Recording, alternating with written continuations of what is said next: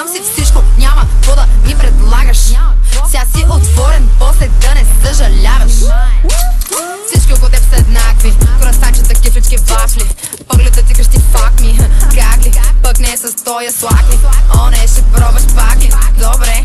Зная репликите, няма какво да се обаждаш. По-добре един или някаква друга да досаждаш. За твоя мерник аз съм твърде нависоко. В различни светове сме моя твърде локо. Провокираш ме да се държа жестоко. Не е лесно да получиш най-доброто.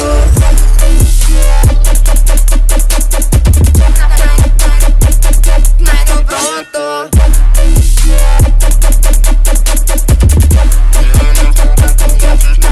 При мене няма да ти минат номерата.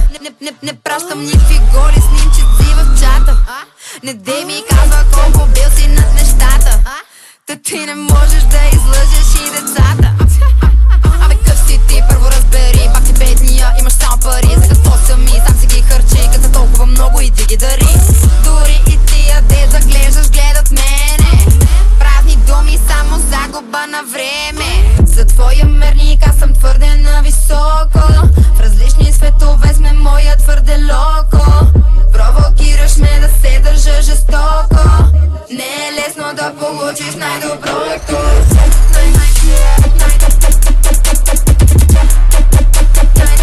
Най-доброто.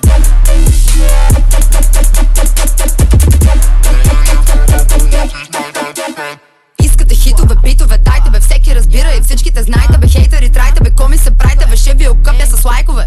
Няма да чакам, няма да бавя, позори на сухо оставени давят. Смисъла няма го, чуждото фалят го, мега богата от градския свалят го. Трябва ли да се старая да съм ви удобна? За едни таланта, за други неспособна. Гледам ви и мисля дали мога да ви смогна на всеки по-отделно единично да се трогна. Не ми се занимава всеки, дето ми се слага. Казват ми, че съм във филма, докато живеят в сага. За твоя